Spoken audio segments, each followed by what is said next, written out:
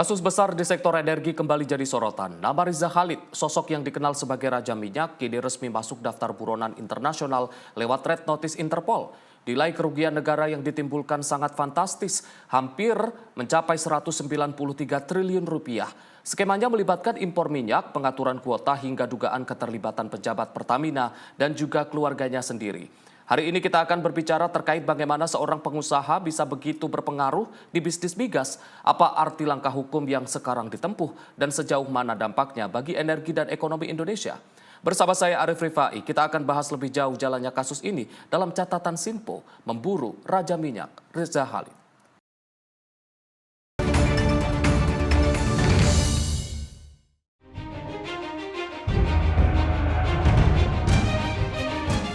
Sejak lama nama Riza Khalid dikenal sebagai Raja Minyak Indonesia. Sosok yang disebut-sebut memiliki pengaruh besar dalam bisnis migas dan kedekatannya dengan pusaran kekuasaan. Kini, nama itu kembali mencetak headline. Kepolisian Republik Indonesia telah mengajukan Red Notice melalui Interpol untuk memburu Riza Khalid yang resmi berstatus buronan internasional. Catatan penyidik menyebut kerugian negara yang ditimbulkan mencapai 193 triliun rupiah. Angka yang fantastis menjadikannya salah satu kasus korupsi terbesar di sektor energi Indonesia. Modus yang dijalankan melibatkan impor minyak, pengaturan kuota, penurunan kapasitas kilang, hingga dugaan persengkongkolan dengan sejumlah pejabat Pertamina. Tak hanya itu, anak kandung Riza Khalid, Muhammad Keri Andrianto Riza, juga telah ditetapkan sebagai tersangka. Posisinya sebagai beneficial owner menjadi bagian dari jaringan yang merugikan keuangan negara. Dari Jakarta hingga Kuala Lumpur, jejak buronan ini terus dilacak. Namun pertanyaannya, mampukah penegak hukum benar-benar membawa Riza Khalid pulang ke meja hijau? Kasus ini bukan sekadar angka kerugian yang fantastis, tapi juga ujian besar bagi komitmen Indonesia memerangi mafia migas. Kita akan melihat lebih dalam siapa sebenarnya Raja Minyak dan sejauh mana kasus yang menghebohkan ini akan mengguncang peta energi dan politik negeri. Selengkapnya di catatan Sinpo.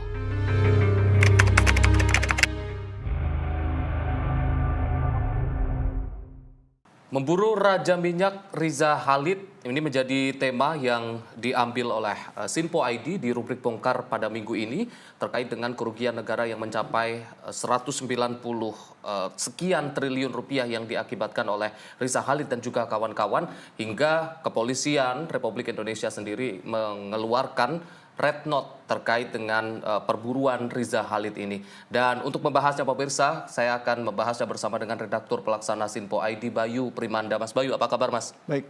Hari ini kita akan membahas terkait dengan perburuan Riza Khalid yang bisa dikatakan ini sebagai Raja Minyak dengan korupsi yang mengakibatkan kerugian negara mencapai ratusan triliun rupiah.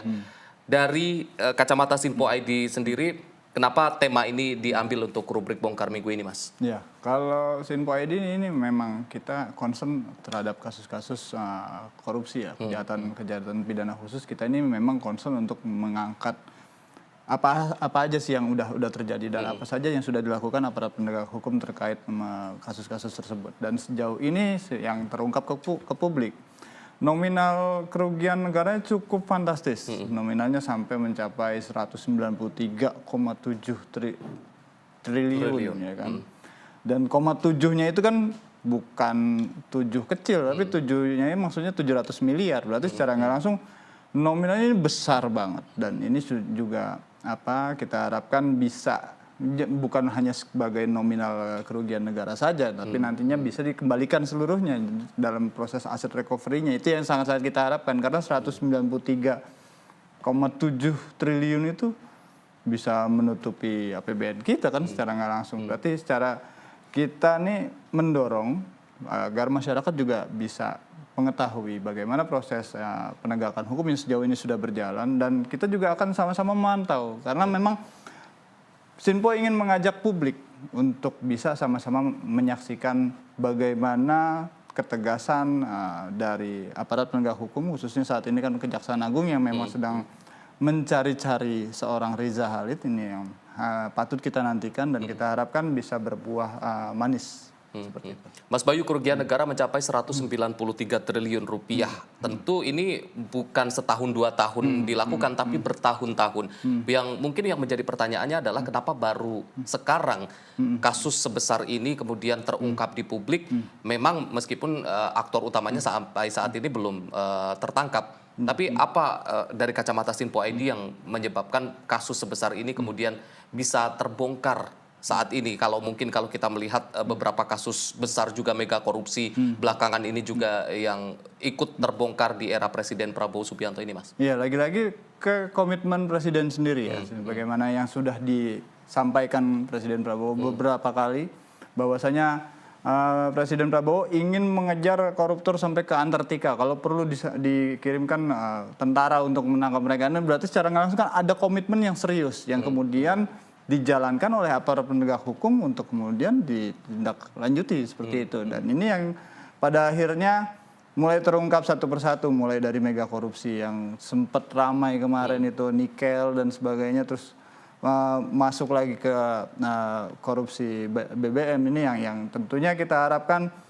bukan hanya sekedar glorifikasi nilai kerugian negaranya yang digembur-gemburkan saja, tapi kita harapkan aset recovery-nya juga bisa setara dengan apa yang sudah disampaikan. Karena memang negara ini merugi sekian ratus triliun, berarti harus ada yang dikembalikan. Nah, ini yang kita ingin coba kita sampaikan kepada publik bahwasanya ada nominal yang harus dikembalikan oleh para pelaku kejahatan korupsi untuk kemudian bisa mengembalikan negara ini ya tidak lagi merugi sampai sekian ratus triliun. Dan yang patut kita apresiasi adalah pada akhirnya aparat penegak hukum di bawah Jaksa Agung saat ini berani mengungkap modus yang selama ini sudah berjalan. Sebagaimana kita tahu ini yang terungkap sejauh ini kan ternyata pola-polanya ya cukup mengenaskan juga. Karena memang triknya itu seorang Riza, dia bukan orang yang ada di dalam Pertamina, tapi bisa mengendalikan sedemikian rupa jalannya proses tata kelola bahan bakar sehingga akhirnya dia bisa cuan sekian triliun itu yang kita patut apresiasi. Dan kita harapkan ini bukan hanya sekedar pergantian pemain saja, tapi bisa kemudian Riza Khalid disingkirkan terus ada pemain baru yang masuk. Ini kita harapkan ini tidak terjadi ya. Jadi tetap Pertamina itu adalah sebuah holding yang tidak ada yang berkuasa one man show seperti ada orang di belakangnya yang kemudian bisa mengendalikan. Jadi tetap menjadi sebuah perusahaan yang mengedepankan integritasnya untuk kemudian memberikan kesejahteraan kepada seluruh masyarakat seperti itu. Ini yang menarik tadi, Mas, terkait dengan modus-modus yang dilakukan Riza Khalid. Kalau kita melihat latar belakang Riza Khalid ini sendiri bukan berada di tubuh Pertamina. Dia adalah latar belakangnya adalah swasta. Namun bisa mengendalikan Pertamina hingga menyebabkan kerugian negara mencapai ratusan triliun rupiah. Kalau dari catatan Sinpo ID, Mas, modus-modus yang dilakukan oleh Riza Khalid dan kawan-kawannya ini seperti apa, Mas? Iya, modelnya kan begini. Kalau Riza Khalid itu kan sebagai orang yang bukan berada di dalam Pertamina, tapi dalam prosesnya ketika Pertamina itu melakukan ini, sebagaimana kita tahu kan Pertamina melakukan produksi minyak, bahan bakar minyak, terus kemudian disalurkan kepada masyarakat. Sementara untuk memenuhi kebutuhan minyak selama ini, itu Pertamina otomatis mengambil dari kilang-kilang minyak yang ada di dalam negeri. Lalu kemudian lewat skema yang sedemikian rupa, sehingga akhirnya Pertamina memutuskan untuk mengambil dari kilang minyak, tapi ada proses pembatasan di dalamnya. Jadi produksi kilang minyak di dalam negerinya sendiri dibatasin untuk kemudian mau nggak mau, karena Pertamina harus menutupi kebutuhan minyak dalam negeri, mau nggak mau dia harus impor. Disinilah ada peran seorang Riza Khalid yang kemudian membuat skemanya biar seakan-akan impornya itu untuk memenuhi kuota, padahal kuota yang di dalam dibatasin. Nah, ini yang cukup curang ya, kita bisa katakan seperti itu ya. Kita harap ini akhirnya masyarakat paham bahwasanya saat ini Kejaksaan Agung, aparat penegak hukum lain juga sedang melakukan upaya untuk bersih-bersih agar mafia-mafia yang salah satunya saat ini di kasus BBM ini bisa terungkap dan segera tertangkap dan bisa mengembalikan kerugian negara yang selama ini sudah mereka nikmati seperti itu. Seberpower itu Riza Khalid kalau kita melihat bagaimana modus-modus yang dilakukan oleh Riza Khalid dan juga kawan-kawannya untuk memanipulasi terkait dengan yang ada di Pertamina dan juga perputaran minyak yang ada di Indonesia. Artinya memang selain aktor utama Riza Khalid, artinya ada oknum-oknum sendiri di tubuh Pertamina yang juga menikmati keuntungan hingga akhirnya melakukan korupsi ini secara bersama-sama, Mas. Iya, karena mereka kan beberapa sudah ditetapkan sebagai tersangka ya. Terus kemudian saat ini juga sedang berproses di aparat penegak hukum ya. Kita harapkan ini bisa berjalan secara simultan ya, karena memang bukan masalah kasus BBM ini nggak hanya di Kejaksaan Agung juga, tapi di KPK juga ada yang sedang ditangani juga. Berarti ini kita bisa lihat secara menyeluruh bahwasanya saat ini aparat penegak hukum sedang menjalankan tugasnya untuk kemudian mengejawantahkan bagaimana komitmen seorang Presiden Prabowo untuk berupaya mengembalikan kerugian negara dan juga menindak pelaku-pelaku yang memang selama ini melakukan tindak pidana korupsi di dalam proses tata kelola minyak. Dan ini baru di tata kelola minyak saja. Nggak menutup kemungkinan di sektor-sektor lain juga masih ada yang perlu dibongkar juga ya. Kita harapkan aparat penegak hukum ini bisa dikuatkan imannya, ya kan, diperkuat lagi integritasnya untuk kemudian mereka-mereka yang melakukan tindak pidana korupsi di sektor lain juga bisa diungkap seperti itu. Berkaca dari kasus di sektor migas ini, kita berharap ada efek domino untuk sektor-sektor lain yang menyangkut hajat hidup masyarakat banyak, terutama rakyat Indonesia. Kita berharap mungkin akan ada kasus-kasus lain yang juga terbongkar.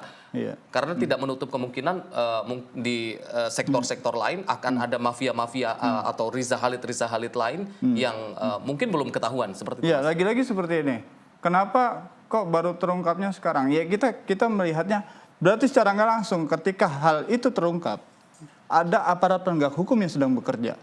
Jika mereka sedang bekerja terus kemudian terungkap, berarti ini adalah sebuah keberhasilan seorang penegak hukum, sebuah institusi penegak hukum yang kemudian bisa berkomitmen menjalankan perintah dari Presiden untuk kemudian bisa bersama-sama menjaga integritas mereka dan juga sebagai Pertamina sendiri pada akhirnya juga terbangun kepercayaan karena memang pada mafia-mafia yang selama ini melakukan tindak pidana korupsi dalam tata kelola minyaknya sudah ditindak. Nah, ini yang pada akhirnya membangun sebuah kepercayaan yang kita harapkan bisa kemudian masyarakat pun segan dengan apa yang selama ini sudah dijalankan oleh Pertamina dan juga aparat penegak hukum terkait penegakan hukumnya seperti itu. Sampai saat ini memang Riza Khalid sendiri sudah ditetapkan sebagai tersangka, namun keberadaan Riza Khalid ini kan belum diketahui di mana keberadaannya, Mas. Meskipun memang dari pihak kepolisian atau pihak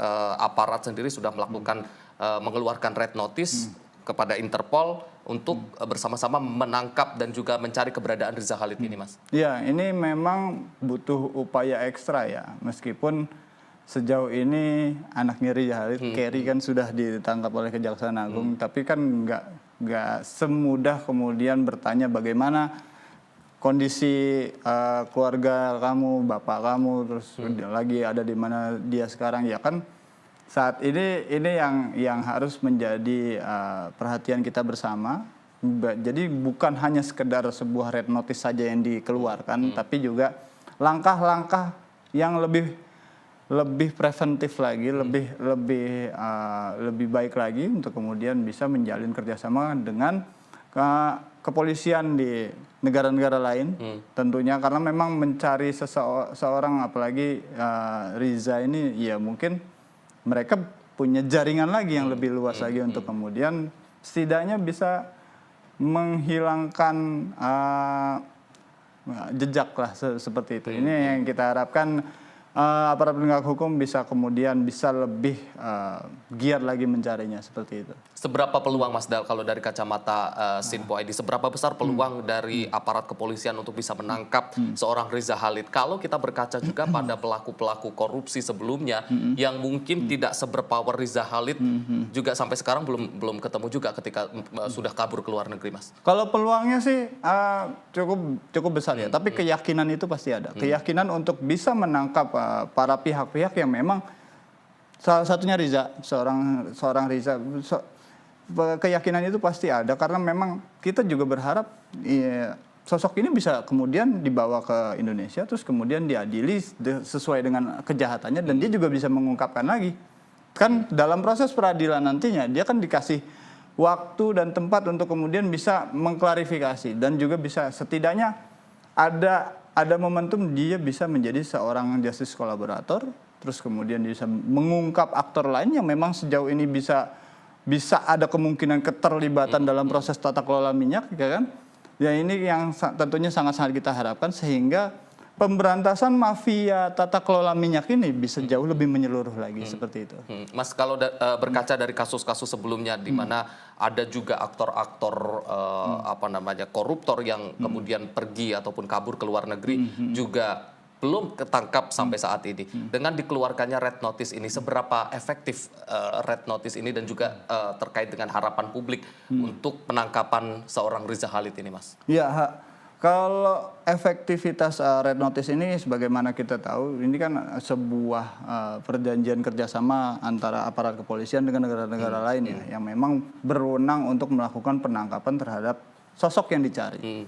Ya, ini tergantung dari bagaimana komitmen masing-masing negara untuk kemudian bisa menjaga integritas mereka agar tidak kemudian melakukan upaya menyembunyikan seseorang yang sedang dicari. Ini yang tentunya kita harapkan semua pihak, baik itu aparat penegak hukum, terus kemudian negara-negara yang memiliki perjanjian kerjasama dengan Indonesia untuk kemudian bersama-sama menjaga komitmen ini dan kemudian ketika diketahui bagaimana bagaimana keadaannya maupun lokasinya itu bisa kemudian segera diinformasikan dan kemudian dilakukan penangkapan. Ya kita harapkan ini bisa berjalan lebih cepat lagi karena memang masyarakat menantikan hal tersebut.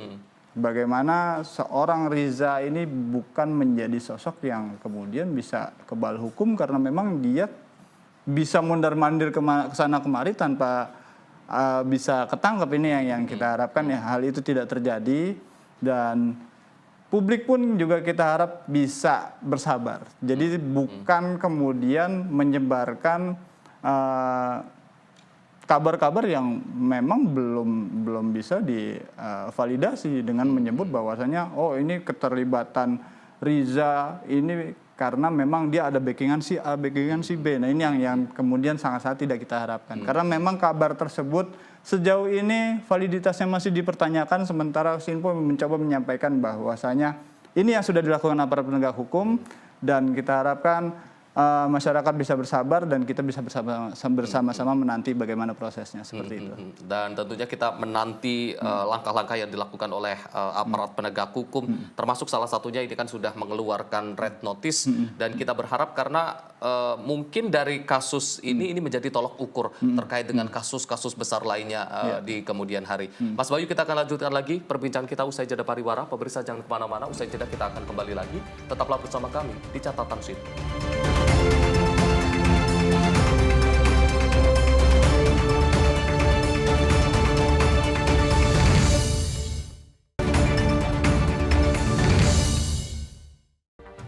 Rangkaian peristiwa penting kami hadirkan untuk menemani sore hari Anda.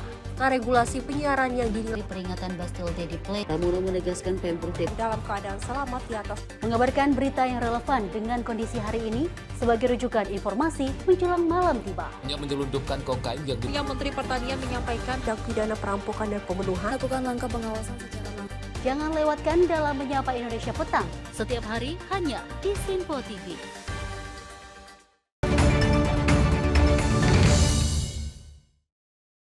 Pemirsa Anda kembali menyaksikan catatan Sinpo masih membahas tema kita pada hari ini terkait dengan memburu sang Raja Minyak Riza Khalid. Mas Bayu, tadi kita sudah membahas terkait dengan bagaimana modus-modus yang sudah dilakukan oleh Riza Khalid dan juga kawan-kawan dalam melancarkan aksi korupsinya. Bahkan Riza Khalid yang kita tahu tidak berada di tubuh Pertamina tapi mampu mengendalikan orang-orang yang ada di Pertamina. Kalau kita melihat faktor-faktor Mas dari catatan Sinpo, faktor-faktor yang membuat Riza Khalid ini sulit untuk ditangkap karena kita tahu saat ini Riza Khalid kan setengah kabur buron ke luar negeri. Apa saja yang membuat Riza Khalid ini sulit ditangkap? Apakah memang jaringannya yang begitu luas? Karena kalau kita melihat juga dari latar belakangnya melakukan aksi ekspor impor minyak juga, artinya memang sudah berhubungan juga dengan pihak-pihak dari luar negeri. Apakah ini juga menjadi salah satu faktor yang membuat Riza Khalid ini sulit untuk ditangkap, Mas? Ya, kalau kita lihat dari sosok seorang Riza, dia itu adalah pemasok bahan bakar, ya kan. Terus kemudian dia punya channel di sejumlah negara yang memang selama ini sudah biasa berbisnis dengan dia terkait masalah BBM.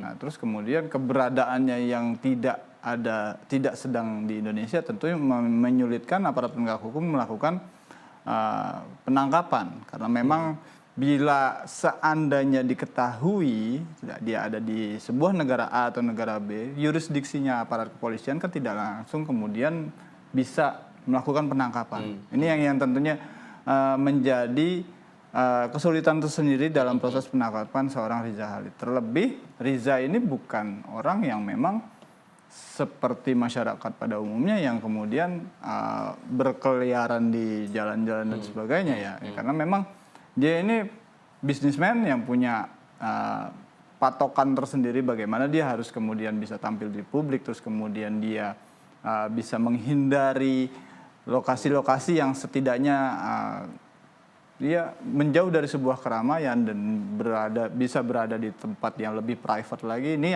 yang kemungkinan yang memang menjadi sebuah tantangan tersendiri buat aparat penegak hukum dalam menangkap seorang Riza, ya kan. Dan kemungkinannya besar apa kecil untuk tertangkap ya, tetap kemungkinan itu pasti ada.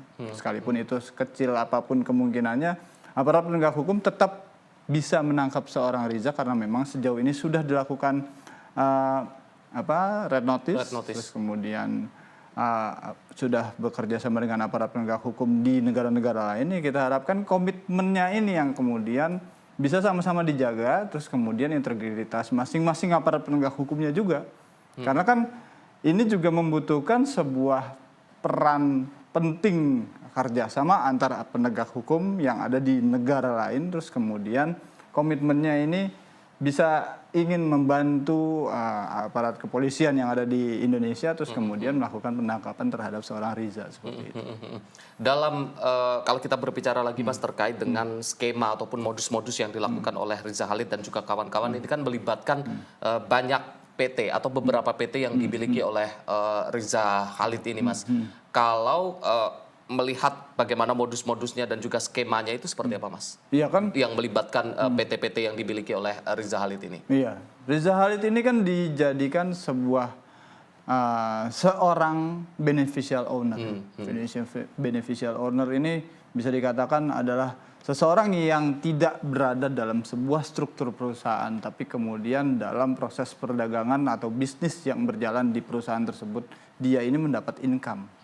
Dan status beneficial owner ini yang pada akhirnya menguntungkan seorang Riza, terus kemudian dalam proses penegakan hukum pun aparat penegak hukum juga harus jeli untuk kemudian bisa kemudian menetapkan seorang Riza ini sebagai tersangka. Makanya selama proses kasus tata kelola minyak ini kemudian terungkap, kan Kejaksaan Agung kan mengatakan bahwasanya Riza sudah ditetapkan sebagai tersangka karena memang ditemukan 2 alat bukti yang cukup. Nah, 2 alat bukti ini yang nantinya tentu akan diuji oleh pengadilan bagaimana seorang Riza bisa kemudian dikatakan sebagai sosok yang mendapatkan keuntungan dalam proses tata kelola tersebut. Nah, ini yang tata kelolanya yang kemudian harus kemudian lebih jeli lagi tim penyidiknya. Tentunya alat bukti nanti akan terpapar semua di persidangan, ya kita berharap dalam prosesnya nanti masyarakat bisa sama-sama untuk kemudian menyaksikan bagaimana yang sejauh ini sudah dijalankan oleh aparat penegak hukum, dan ya kita harapkan pada akhirnya nanti terbukti bahwasanya seorang Riza ini memang pihak yang selama ini terlibat dalam proses tata kelola minyak yang pada akhirnya menimbulkan kerugian negara seperti itu. Salah satu mekanisme ataupun modus yang dilakukan tadi yang sudah dijelaskan oleh Mas Bayu adalah terkait dengan menurunkan kapasitas kilang minyak di dalam negeri untuk bisa mengimpor minyak dari luar negeri. Apakah ini menjadi salah satu modus yang atau skema yang mungkin begitu fatal hingga kerugiannya berlipat-lipat selain merugikan industri dalam negeri, kemudian juga perputaran minyak juga harganya juga terpengaruh juga melalui skema ini, Mas? Iya, karena memang begini, ketika proses kilang minyak dalam negeri ini kemudian dibatasi, berarti secara nggak langsung minyak-minyak yang selama ini sudah diproduksi tidak bisa terserap dengan secara maksimal. Apalagi dalam proses tata kelola minyaknya lagi bukan hanya sekedar mendatangkan minyak dari luar negeri ya, tapi juga kilang minyak yang swastanya itu kan juga berkeinginan untuk kemudian keinginan untuk ikut memenuhi kuota yang ada di dalam negeri. Tapi ketika mereka mengajukan produk mereka masing-masing, kilang-kilang minyak swasta ini dikatakan bahwasanya minyak yang disetorkan ini tidak sesuai standar. Nah, secara nggak langsung kilang minyak yang ada di dalam negeri sekalipun itu produknya tidak terserap secara maksimal, dan mau nggak mau karena memang ditolak dari Pertamina, terus kemudian mau nggak mau mereka minta izin ekspor. Nah ini ada celah cuan lagi di sini kan, karena harus mau nggak mau harus ada izin ekspor, terus minyak mereka ya terpaksa dikirim ke luar negeri, dan impornya keran impornya tetap dibuka secara lebar-lebar, dan ini modusnya ya bisa kita katakan ya curang ya, curang, sangat curang ya. Kita harapkan pada akhirnya nanti Kejaksaan Agung bisa kemudian membuktikan bahwasanya praktik ini adalah praktik yang memang merugikan negara. Terus kemudian pada akhirnya proses pengembalian aset, pengembalian kerugian negara ini bisa berjalan secara maksimal seperti itu. Selain dengan pengungkapan, ini juga harus ada upaya untuk mengembalikan, memulihkan kerugian negara yang disebabkan oleh praktik-praktik ini, Mas. Karena yang jadi catatan begini, Sinpo ID bukan hanya melihat sebuah sosok seseorang yang kemudian dijadikan tersangka, tapi yang kita lihat lebih mendalam lagi adalah bagaimana proses pengembalian aset negara yang selama ini sudah dikorupsi. Dan ini yang kita sangat-sangat pantau ya, karena dari semua proses penegakan hukum yang paling inti adalah pengembalian kerugian negaranya. Jadi bukan hanya glorifikasi nominalnya saja. Dikatakan bahwasanya negara merugi sekian ratus triliun, tapi dalam proses pengembalian aset kerugian negaranya bukan hanya tercapai sekian triliun, karena jika dihitung-hitung asetnya si tersangka A, B, C tidak mencukupi untuk menutupi kerugian negara. Ya berarti buat apa kalau seandainya itu diglorifikasi dan digembur-gemburkan. Makanya Sinpo ID mengajak masyarakat bersama-sama untuk melihat bagaimana proses penegakan hukum di Indonesia ini, dan kemudian kita bisa bersama-sama menantikan bagaimana proses pengembalian kerugian negaranya, apakah sudah maksimal atau belum. Ini yang nantinya akan kita sama-sama tagih ke aparat penegak hukum agar mereka bisa berjalan lebih maksimal lagi untuk menegakkan hukum yang ada di Indonesia. Seperti itu. Mas, kalau berkaca dengan kasus-kasus lain yang juga menyebabkan kerugian negara hingga ratusan triliun rupiah, mungkin waktu itu sempat ada kasus timah yang mencapai ratusan triliun rupiah juga. Itu apakah memang berhenti sampai dengan pengungkapan tersangka, kemudian tersangka dihukum tanpa ada pengembalian yang mungkin setara dengan kerugian negara, atau seperti apa dari catatan Sinpo ID, Mas? Nah ini yang menjadi sebuah PR tersendiri bagi sebuah institusi lembaga hukum ya. Sorry, tadi kita di segmen pertama sempat ngomong bahwasanya ada korupsi nikel, itu saya ralat ya. Bukan nikel, tapi timah. Maksudnya yang saya maksud itu timah. Jadi di korupsi timah ini kan negara itu merugi sekian ratus triliun. Terus bagaimana proses pengembalian kerugian negaranya? Otomatis dengan cara melakukan penyitaan aset, ya kan? Penyitaan aset, terus yang sejauh ini sudah berjalan. Nah itu yang kita sampaikan kepada masyarakat. Bagaimana pemenuhan pengembalian kerugian negara ini, dan kita mencoba menyampaikan kepada masyarakat bahwasanya sejauh ini sudah dikembalikan sekian triliun, terus kemudian kira-kira PR-nya berapa lagi. Ini yang kita ingin sama-sama pantau. Jadi bukan hanya proses penegakan hukumnya saja si A atau si B terus kemudian dijatuhi hukuman sekian tahun penjara.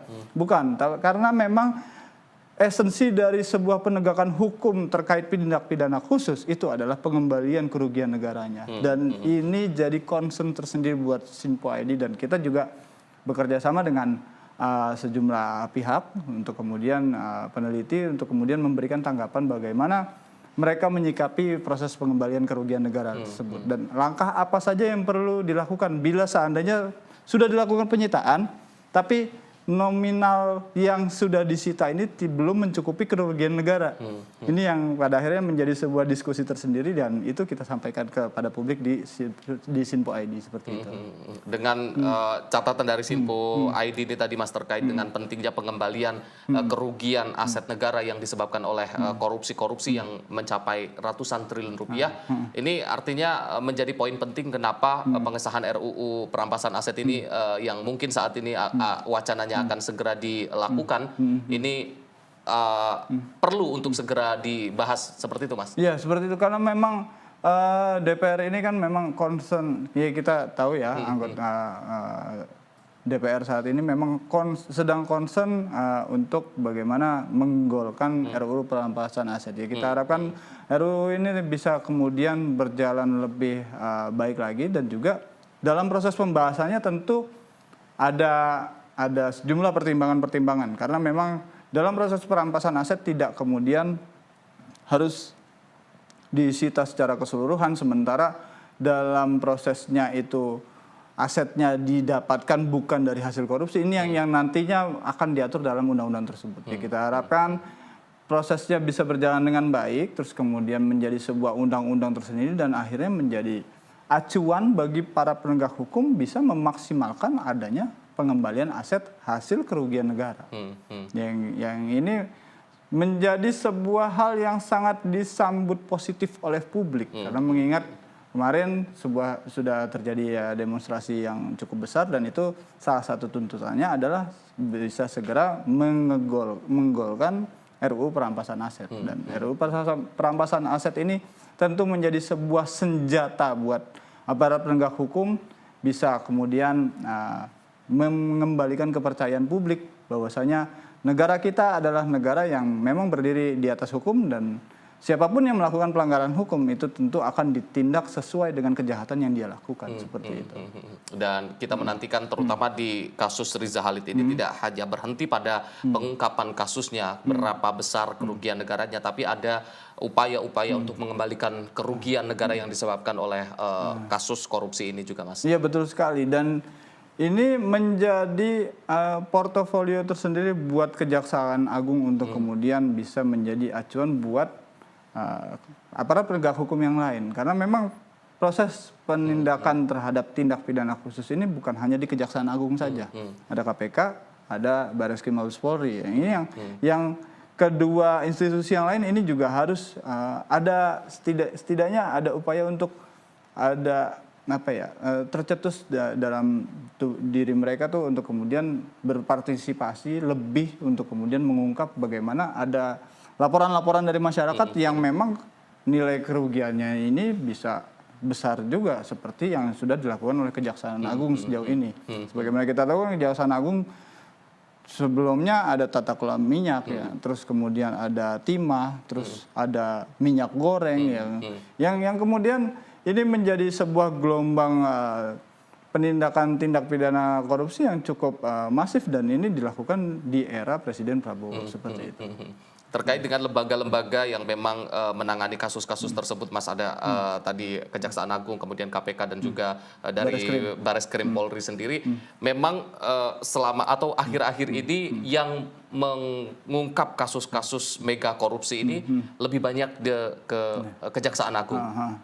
Apa justru ini menjadi dari 3 lembaga tersebut harusnya berlomba-lomba untuk bisa mengungkap kasus-kasus besar lainnya atau seperti apa, Mas? Ya, kalau kita beberapa rekanan Sinpo ID ya, kita mencoba untuk menghubungi beberapa narasumber yang memang memiliki kedekatan secara emosional dengan kita, dan mereka menyatakan bahwasannya memang saat ini tim penyidik di Kejaksaan Agung yang mengungkap perkara-perkara tersebut dulunya memang pernah bekerja di KPK.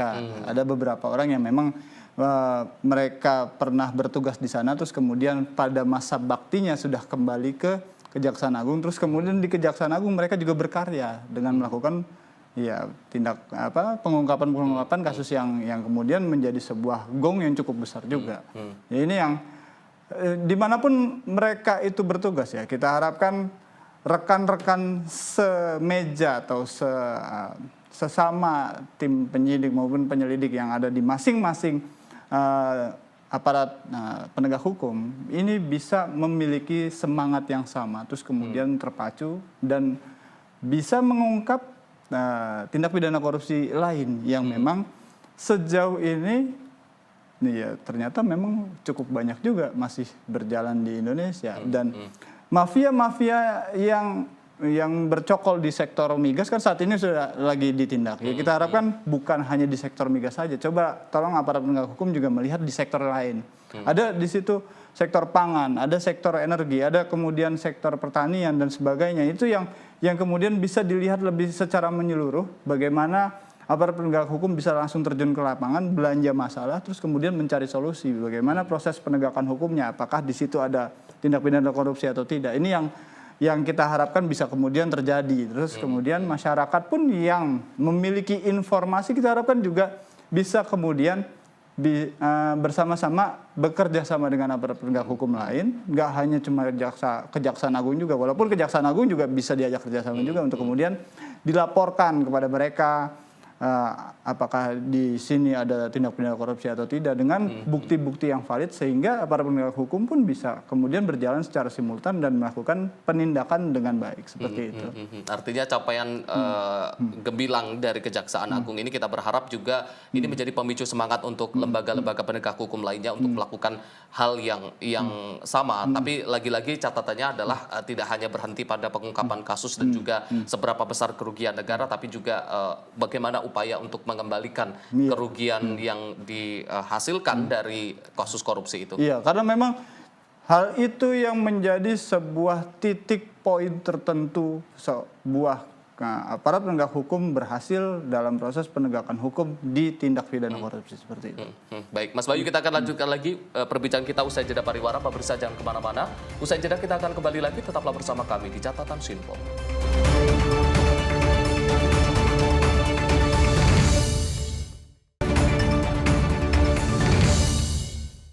Apa saja peristiwa terhangatnya akan menemani Anda di waktu istirahat siang?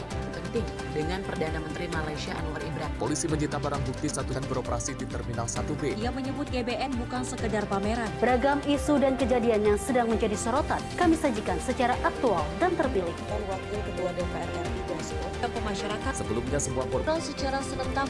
Jangan lewatkan Menyapa Indonesia Siang setiap Senin hingga Jumat hanya di Sinpo TV.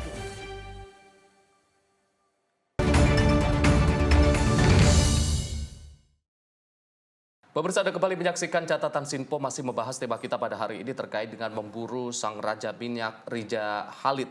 Mas Bayu, kalau kita melihat kasus yang ditimbulkan oleh Riza Khalid ini kan berkaitan dengan Pertamina. Dan kalau kita melihat lagi ke belakang, beberapa waktu lalu juga sempat ada kasus yang melibatkan Pertamina juga terkait dengan bensin oplosan dan lain sebagainya. Seberapa besar pengaruhnya kasus ini dan juga kasus-kasus ke belakang terkait dengan pandangan publik terkait BUMN satu ini, Pertamina ini yang kita tahu ini juga memegang banyak hak ataupun hajat hidup masyarakat Indonesia, Mas? Ya, kalau kita lihat dampaknya terhadap Pertamina sendiri terkait kasus-kasus yang selama ini sudah diungkap. Satu hal yang menjadi sebuah catatan bagi Sinpo ID sendiri, mungkin beberapa orang mungkin akan berbeda pandangan terkait masalah tersebut. Tapi Sinpo ID melihat ini menjadi sebuah optimisme tersendiri buat Pertamina, karena memang dengan adanya kasus tersebut terungkap, berarti secara nggak langsung pihak-pihak yang selama ini melakukan tindak pidana korupsi yang bercokol di Pertamina sudah disingkirkan dalam proses penindakan yang dilakukan oleh para penegak hukum kan. Berarti secara nggak langsung oknumnya ini sudah nggak ada, ya kan. Terus ini menjadi sebuah dampak positif tersendiri buat sebuah perusahaan negara, Pertamina, yang memang memiliki memegang hajat hidup orang banyak. Ini menjadi sebuah dampak positif karena mereka bisa kemudian menyatakan bahwasanya saat ini Pertamina sedang melakukan bersih-bersih, terus kemudian pihak-pihak yang memang bercokol, terus kemudian melakukan tindak pidana mafia migas dan sebagainya, ini sedang kita bersihkan, dan kemudian kita harapkan ke depannya Pertamina bisa berjalan dengan baik dengan integritas yang saat ini sedang dibangun. Dan sebagaimana kita tahu, sejauh ini memang Pertamina terus berbenah, sebagaimana ada beberapa upaya-upaya yang dilakukan untuk kemudian bisa menjadikan Pertamina ini menjadi sebuah perusahaan yang memang bisa menjamin kebutuhan masyarakat akan minyak bumi dan gas, terus kemudian dalam proses penyaluran subsidinya pun juga sudah sesuai.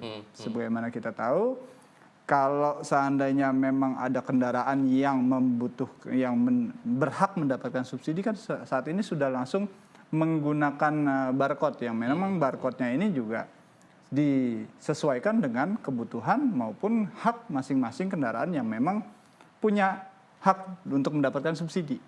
Ini adalah sebuah upaya yang sedang dilakukan Pertamina juga. Jadi kita harapkan upaya ini bisa berjalan dengan baik.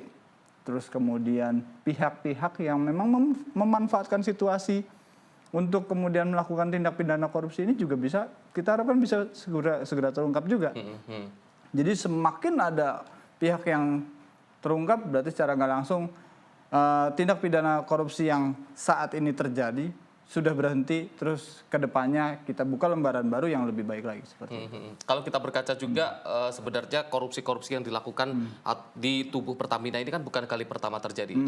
Sebelumnya juga ada kasus tata kelola minyak, kemudian ada sempat kemarin bensin oplosan dan lain sebagainya. Artinya memang saat ini kasus ini yang cukup besar yang melibatkan Riza Khalid ini perlu dibongkar luas-luasnya memang terkait dengan penangkapan dan juga pengungkapannya, karena ini akan mempengaruhi juga terkait dengan mungkin kasus-kasus lainnya di tubuh Pertamina ini, Mas. Iya, mengingat ini komitmen Presiden Prabowo yang memang kita tahu sejauh ini belum sampai 1 tahun juga menjabat, ya kan. Berarti ada komitmen yang kemudian dijalankan secara penuh dan bisa diajawantakan dengan jajaran-jajaran di bawahnya, termasuk aparat penegak hukum, terus kemudian menangkap pelaku-pelaku tindak pidana korupsi, termasuk yang salah satunya oknum-oknum yang ada di Pertamina. Ini bisa menjadi sebuah momentum untuk kemudian Pertamina bisa mengembalikan kepercayaan publik bahwasanya semua pihak atau oknum-oknum yang selama ini bermain di dalam tubuh Pertamina sudah disingkirkan, ya kan? Ini menjadi sebuah catatan tersendiri buat Pertamina untuk kemudian masyarakat pada akhirnya bisa dikembalikan kepercayaannya, karena memang tindak pidana yang selama ini mereka lakukan itu sudah selesai, ya kan? Kita buka lembaran baru di mana Pertamina saat ini juga sudah jauh lebih bersih karena oknum-oknumnya sedang disingkirkan seperti itu, Mas. Ini yang menjadi sosok kunci adalah Riza Khalid. Kalau Riza Khalid ini berhasil ditangkap, seberapa besar efek dominonya terkait dengan aktor-aktor lain yang mungkin akan ikut terseret, khususnya mungkin aktor-aktor yang berada di tubuh Pertamina ini, Mas? Ya, mengingat Riza Khalid ini adalah orang yang bukan berada di dalam tubuh Pertamina, berarti secara nggak langsung nantinya ketika Riza Khalid ini sudah ditangkap, kita harapkan dia ini bisa bekerja sama dengan aparat penegak hukum sebagai seorang justice kolaborator yang kemudian bekerja sama mengungkap peran-peran pihak lain yang memang memiliki wewenang di atas dia. Ya kan? Jadi seorang justice kolaborator kan bukan hanya sekedar bekerja sama, tapi dia juga mau yang poin pertamanya adalah mengakui kesalahannya. Terus yang kedua, dia bisa bersedia untuk bekerja sama membeberkan pihak-pihak lain yang memang memiliki wewenang lebih tinggi dari seorang Riza untuk kemudian bisa menentukan bagaimana proses tata kelola tersebut memang pada akhirnya berujung pada tindak pidana rasuah seperti itu. Saat ini kan selain aktor-aktor yang ada di tubuh Pertamina, ada juga dari pihak keluarga Riza Khalid, yakni anaknya sendiri yang juga ditetapkan sebagai tersangka. Namun yang sampai saat ini memang sudah ditangkap. Namun bahkan dengan penangkapan anak dari Riza Khalid ini sendiri, ini tidak memudahkan untuk penangkapan dari Riza Khalid sendiri, Mas. Ya ini kan yang ramai di sosial media ya, karena memang masa iya anaknya nggak tahu bapaknya di mana kan seperti itu. Ini mungkin sebuah logika netizen yang dibicarakan karena memang ya kehidupan seorang Riza dalam kompleksitas mereka di dalam tatanan kekeluargaan tersendiri nggak sesimpel itu gitu kan. Apalagi saat ini anaknya Keris juga sudah ditangkap, berarti secara nggak langsung dia nggak megang alat komunikasi juga dengan bapaknya. Bagaimana bisa tahu dengan lokasi keberadaan seorang bapaknya. Tapi nggak menutup kemungkinan dengan keberadaan Kerry yang saat ini sudah ditangkap oleh Kejaksaan Agung, nggak menutup kemungkinan Riza pada akhirnya bisa dalam tanda kutip menyerah untuk kemudian ya sudah, ini apa yang sudah dia perbuat, terus bisa kemudian ya kita harap itu bisa terjadi ya, bisa menyerahkan diri kepada aparat penegak hukum, terus bersaksi di hadapan hakim sehingga pada akhirnya kasus tindak pidana korupsi dalam proses tata kelola minyak ini bisa terungkap secara terang benderang. Dia bisa mengklarifikasi. Ini sebuah kesempatan sebenarnya. Negara ini selain menetapkan tersangka juga memberikan kesempatan buat Riza sendiri untuk mengklarifikasi sebenarnya benar nggak sih apa yang sudah ditemukan oleh aparat penegak hukum ini, kamu terlibat di A, di B, di C seperti itu.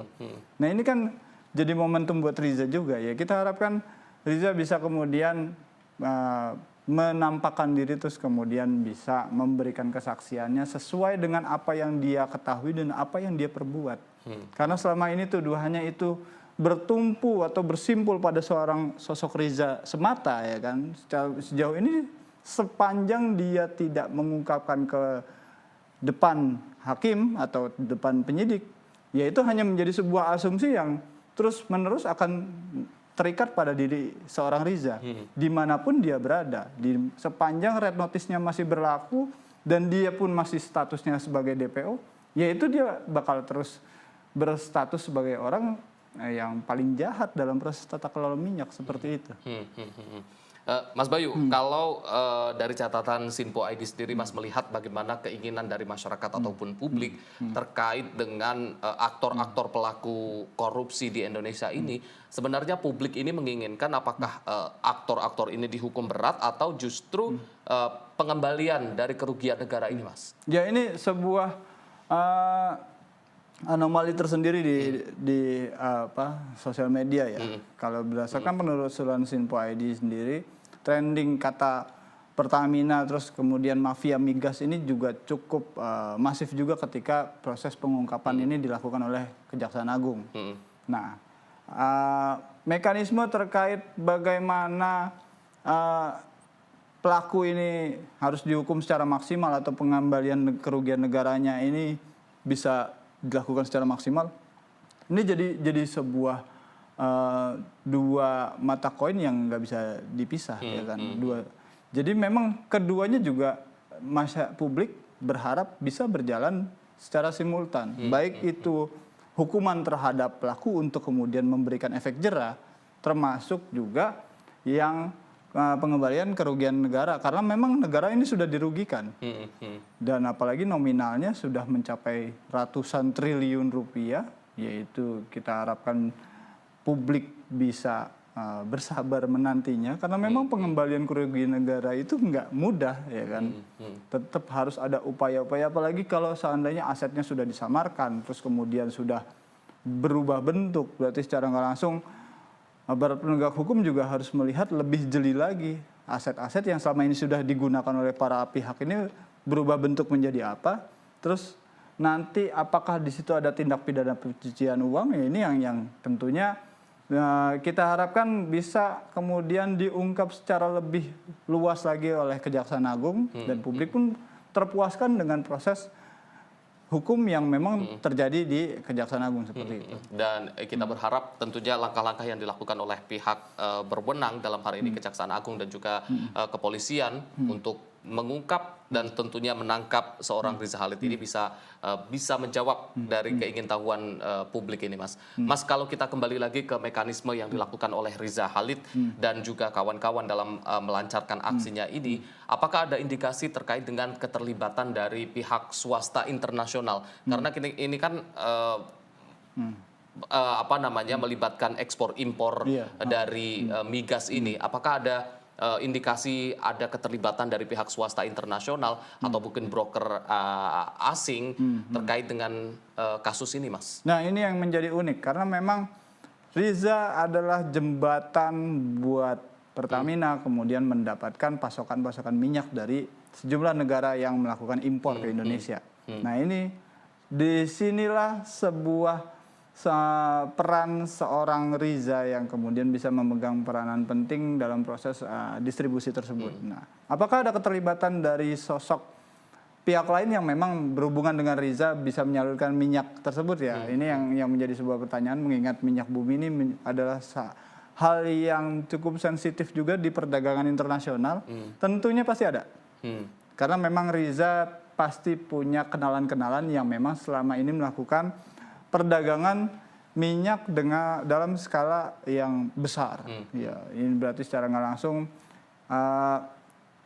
kenalan-kenalan ini yang bisa dikatakan menjadi jaringan buat Riza untuk kemudian dengan mudah bisa ya mengelabui proses penegakan hukum yang ada bukan hanya di Indonesia, karena ini ada kemungkinan juga di negara lain pun Riza juga ada permainan juga dalam proses distribusi minyak tersebut. Makanya kita harap komitmennya lagi, balik lagi ke masalah komitmen penegakan hukum di masing-masing negara. Kita harap semua negara yang memang memiliki kerjasama dalam proses penegakan hukum dengan Indonesia ini bisa bersama-sama menjaga integritasnya, ya kan?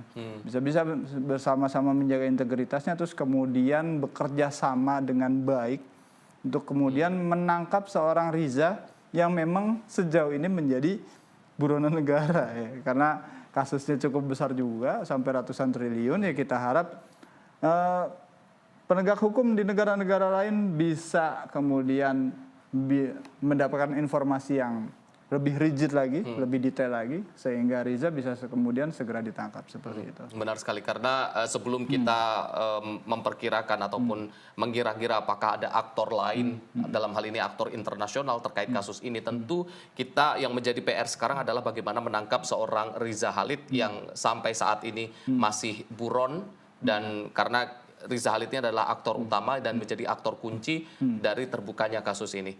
Mas Bayu, terima kasih Mas sudah membahas tema kita pada hari ini yang cukup berat terkait dengan bagaimana menemukan seorang Riza Khalid yang disebut-sebut sebagai Raja Minyak ini. Sekali lagi terima kasih Mas Bayu, terima kasih juga untuk pemirsa Sinpo TV. Sekali lagi kita berharap bahwasanya perburuan seorang Riza Khalid, sang Raja Minyak ini bisa segera menemukan titik terang. Tapi lagi-lagi seperti apa yang kita bahas tadi, bahwasanya ini tidak hanya berhenti pada bagaimana pengungkapan kasus besaran dari kerugian negara, tapi bagaimana upaya untuk mengembalikan kerugian yang disebabkan oleh kasus korupsi ini. Saya Arif Rifai, mewakili seluruh kru yang bertugas, mengucapkan terima kasih. Sampai jumpa.